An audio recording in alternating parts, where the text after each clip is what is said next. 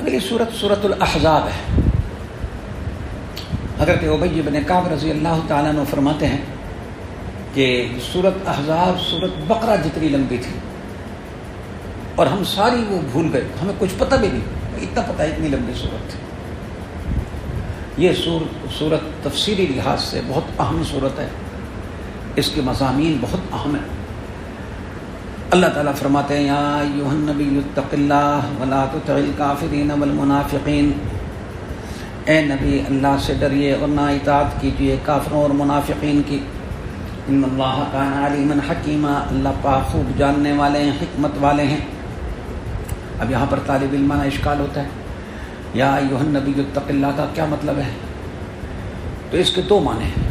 ایک یہ ہے خطاب نبی کو ہے، مراد امت ہے کہ سننے والوں اللہ سے ڈرو، اور دوسرا اس کا مطلب یہ ہے کہ اے نبی جس طریقے سے آپ اب تک ڈرتے رہے ہیں آئندہ بھی ڈرتے رہیے، کیونکہ امت نے آپ کا اتباع کرنا ہے۔ اس صورت کے اندر بعض پرانے زمانے کی رسموں کا رد کیا گیا ہے۔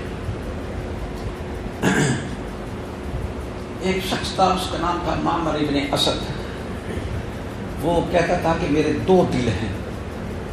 اللہ نے فرمایا ما جعل اللہ لرجل من قلبین فی جوفہ، اللہ نے کسی آدمی کے دو دل نہیں بنائے، یہ غلط کہتے ہیں۔ پرانے زمانے میں عورت کو جدا کرنے کا ایک طریقہ تھا زہار۔ زہار کے معنی ہیں کہ اپنی بیوی کو محرمات ابدیہ کے ایسے عضو کے ساتھ تشبیہ دے دینا جس کی طرف دیکھنا جائز نہیں۔ کوئی آدمی خدا نخواستہ اپنی بیوی کو کہہ دے کہ انت علیہ کا ظہر امی، تو مجھ پر ایسی ہے جس طریقے سے میری ماں کی پیٹھ، الی آخری، تو وہ عورت اس پر حرام ہو جاتی ہے بیوی۔ پہلے زمانے میں یہ ہوتا تھا کہ حرام ہو گئی ہے تو اس کے حلال ہونے کی کوئی صورت ہی نہیں ہوتی تھی۔ پھر شریعت نے اس کا کفارہ بتا دیا۔ انشاءاللہ اس کا بیان سورۃ مجادلہ میں 28ویں سپارے میں آئے گا۔ اللہ تعالیٰ فرماتے ہیں جو لوگ اپنی بیویوں کو مائیں کہہ دیتے ہیں وہ کہنے سے بنتی نہیں ہے۔ ما جعل ازواجکم اللہ تظاہرون منہن امہاتکم، وہ تمہاری مائیں نہیں بن جاتی۔ دوسرا ایک اہم مسئلہ جو اس زمانے میں بھی تھا آج کل بھی ہے، اور وہ ہے کہ منہ بولا بیٹا لے پالک اولاد، اس کا کیا حکم ہے؟ آج کل بھی کئی لوگ ایسا کرتے ہیں، کسی کی اولاد نہیں ہوتی، بھائی سے بہن سے کہہ دیتے ہیں لڑکا لڑکی مجھے دے دے، وہ لڑکا لڑکی دے دیتے ہیں، وہ تبدیل کر دیتے ہیں اس کے باپ کا نام بھی۔ پہلے حضور کے زمانے میں بھی ایسا ہی تھا۔ حضرت زید رضی اللہ تعالیٰ عنہ حضور کے غلام تھے، آپ صلی اللہ علیہ وسلم نے ان کو اپنا بیٹا بنا لیا۔ صحابہ کہتے تھے زید بن محمد، آپ صلی اللہ علیہ وسلم نے اس کا نکاح اپنی چچا زاد بہن سے کر دیا،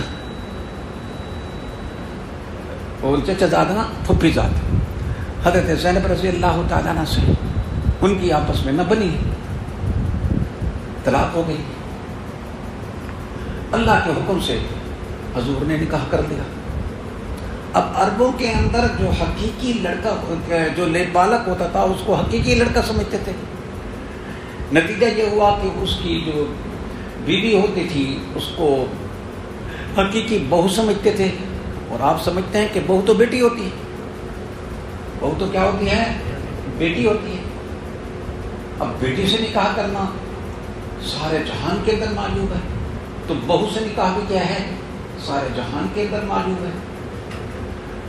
اللہ پاک دراصل عربوں کے اندر اس رسم کو ختم کرنا چاہتے تھے۔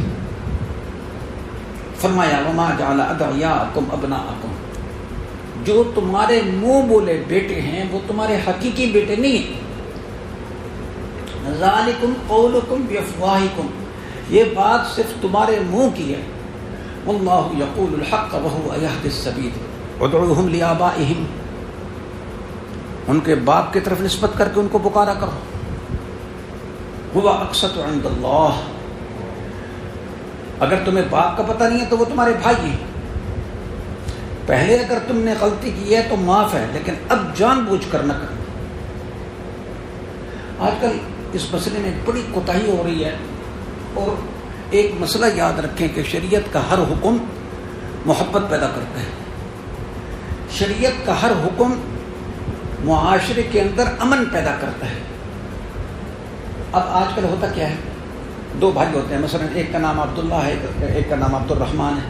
عبداللہ بڑا ہے، عبد الرحمن چھوٹا ہے. عبداللہ کی 3-4 اولاد ہو گئی، عبد الرحمن کی کوئی نہ ہوئی. اب عبد الرحمن کہتا ہے عبداللہ سے کہ تو جو ہے نا اپنا ایک لڑکا مجھے دے دے. وہ چھوٹا بچہ اس کو دے دیتا ہے. اب اصل میں تو وہ بچہ ہے، مثلا اس کا نام ہے عبد الغفار.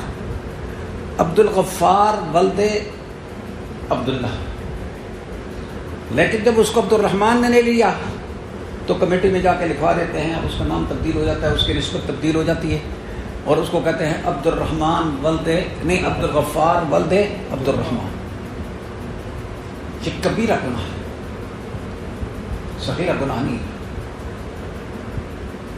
لڑکیوں کے اندر بھی ایسا کرتے ہیں، لڑکوں کے اندر بھی ایسا کرتے ہیں.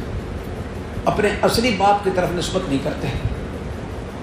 وہ بچہ جب بڑا ہوتا ہے تو اپنے اصلی باپ کو چچا کہتے ہیں اور اپنے چچے کو ابو کہتے ہیں. اپنی ماں کو چاچی کہتے ہیں اور اپنی چاچی کو امی کہتے ہیں. ہم نے اپنی آنکھوں سے اس حکم ٹوٹنے کے نقصانات اور نحوست دیکھی، کئی جگہ پر دیکھی. اب کئی دفعہ یوں ہوتا ہے کہ عبد الرحمن نے لے تو لیا بچہ، لیکن کچھ دنوں کے بعد اللہ نے اس کو بھی بچہ دے دیا. اب اس کا بچہ بھی ہو گیا، اب یہ دونوں گھر میں اکٹھے رہ رہے ہیں. اب جب بڑے ہوتے ہیں تو وہ عبد الرحمن کا جو حقیقی بچہ ہے وہ کہتا ہے باپ کا وارث تو میں ہوں. عبد الغفار جو ہے وہ دھوبی کا کتا بن جاتا ہے، نہ گھر کا نہ گاٹھ کا. عبد الرحمن کا جو لڑکا ہے وہ تو اس کو خاطر میں نہیں لاتا. عبداللہ کہتا ہے میں نے اس کو دے دیا تھا. اب عبداللہ کی اولاد کہتی ہے کہ ہماری جائیداد میں اس کا حق نہیں ہے کیونکہ اس کو عبد الرحمن نے پایا ہے. عبد الرحمن کہتا ہے ہمارا لڑکا تھوڑی ہے، یہ غصہ ہے. وہ بیچارہ رل جاتا ہے، نہ ادھر کا رہتا ہے نہ ادھر کا رہتا ہے، مصیبت میں آ جاتا ہے. پھر آج کل ایک ایک چیز کے اندر، عدالتوں کے اندر، دوسری جگہوں پر آدمی جاتا ہے تو نام دیکھا جاتا ہے. اب جب نام اس کا غلط لکھا ہوا ہے، رجسٹریشن جب اس کی غلط ہو چکی ہے تو قانونی طور پر بھی بڑی مشکلات پیش آتی ہیں. اس واسطے اس مسئلے کو اچھی طرح سمجھیں. اپنے ماحول میں، اپنے گھروں میں جا کر کہیں اگر ایسی بے قاعدگی ہو تو ان کو مطلع کر دیں.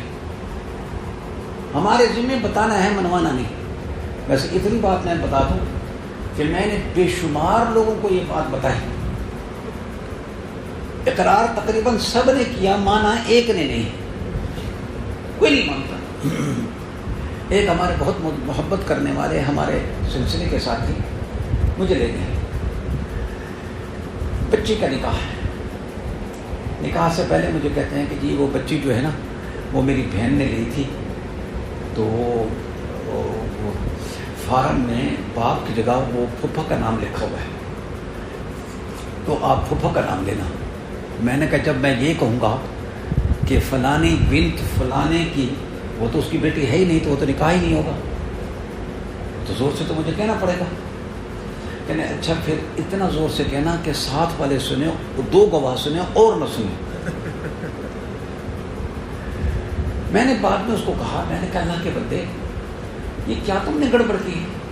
کہنے جی کیا کریں، میں نے کہا تھا کہ اصلی باپ کا نام لکھو، تو وہ جو ہے نا ہمارے وہ اس کے پھپھا کو جو ہے نا دل کا دورہ پڑ گیا. اس نے کہا ہائے ہائے ساری زندگی میں نے پالا، اب میرا اتنا حق نہیں ہے کہ میرا نام لکھا ہے.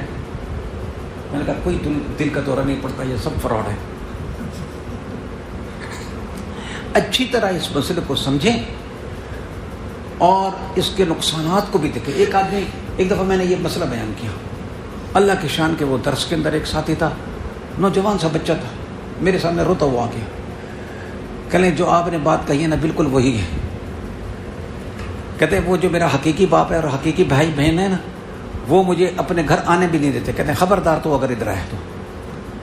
اور مجھے چاچو نے لیا تھا اور چاچو کے جو لڑکے ہیں نا وہ بھی مجھے کہتے ہیں خبردار تو ادھر آیا تھا. میں نے کہا جب خدا کا حکم ٹوٹے گا تو یہی کچھ ہوگا. اللہ اکبر. آگے اللہ تعالیٰ فرماتے ہیں النبی اولیٰ بالمؤمنین من انفسہم. سبحان اللہ. نبی زیادہ حقدار ہے دخل دینے کا مؤمنین میں خود ان کے نفسوں سے. اور نبی کی بیویاں امت کی مائیں ہیں. نبی کی بیویاں کیا ہیں؟ امت کی مائیں ہیں. تو نبی کون ہو گئے؟ باپ. سبحان اللہ. ہم ایسی ماؤں پر ہزاروں مائیں قربان کرتے ہیں. اللہ اکبر. ایک مسئلہ پہلے یاد رکھیں, وہ یہ ہے کہ حضور علیہ الصلوۃ والسلام جب مکہ مکرمہ سے مدینہ طیبہ پہنچے, اب مہاجرین بیچارے کہاں رہیں, تو آپ نے ایک ایک مہاجر کو ایک ایک انصاری کا بھائی بھائی بنا دیا. تو ابتدا میں یوں ہوتا تھا کہ اگر ایک فوت ہوتا تھا تو اس کا وارث وہی بنتا تھا, مہاجر کا انصاری, انصاری کا بھائی مہاجر. مگر بعد میں یہ حکم منسوخ ہو گیا اور اب حکم یہ ہو گیا کہ جو قریبی رشتہ دار ہیں وہی ایک دوسرے کے کیا بنیں گے؟ وارث بنیں گے. آگے بہت تفصیل کے ساتھ اللہ تعالیٰ نے غزوہ خندق کا بیان کیا. میں مختصر طور پر ذرا بیان کرتا ہوں انتہائی اختصار کے ساتھ. حضور صلی اللہ علیہ وسلم جب مکہ مکرمہ سے مدینہ طیبہ پہنچے تو جنگوں کا سلسلہ شروع ہوا. سب سے پہلی جنگ بدر, پھر احد, پھر بہت ساری جنگیں ہوئیں. مدینہ کے اندر جو قبائل تھے, بنو نذیر, بنو قینقاع, بنو قریظہ, تو دو قبیلوں نے اس وقت تک بدعہدی کر لی تھی, ان کو بھی اخراج ہو گیا تھا. ان کے سردار گئے مکہ مکرمہ, ان کو بھڑکایا.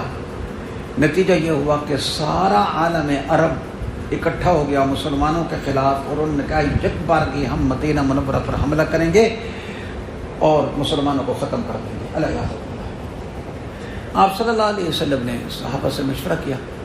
حضرت سلمان فارسی رضی اللہ تعالیٰ نے کہا یا رسول اللہ صلی اللہ علیہ وسلم, ہمارے ہاں خندق کھود دیا کرتے ہیں, عربوں میں خندق کھودنے کا رواج نہیں تھا. آپ صلی اللہ علیہ وسلم نے اس تجویز کو پسند کیا اور خندق کھودتے.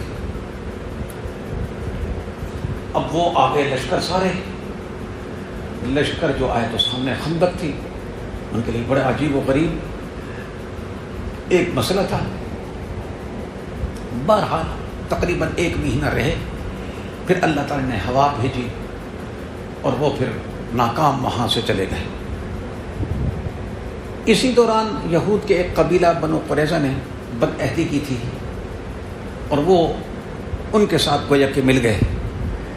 جب مشرکین چلے گئے تو حضور علیہ الصلوۃ والسلام نے بنو قریظہ کا محاصرہ کیا اور پھر ان کے مردوں کو قتل کر کے ان کی عورتوں کو باندھی بنا کے ان کا مال جو ہے نا وہ غنیمت بنا دیا. اس موقع پر ہمیشہ کی طرح منافقین نے مسلمانوں کو نقصان پہنچانے کی کوشش کی. حق اللہ شانہ نے ان کا بھی ذکر کیا, اور اس ذکر کے اندر بنیادی مقصد یہ ہے کہ قیامت کے تک حق کے ساتھ باطل بھی رہے گا, پھول کے ساتھ کانٹے بھی رہیں گے, اور کام کرنے والوں کو یہ چاہیے کہ وہ پریشان نہ ہوا کریں کہ یہ کیا ہو رہا ہے. اللہ تعالیٰ ہم سب کی اپنی رحمت سے حفاظت فرمائے. وآخر دعوانا الحمدللہ.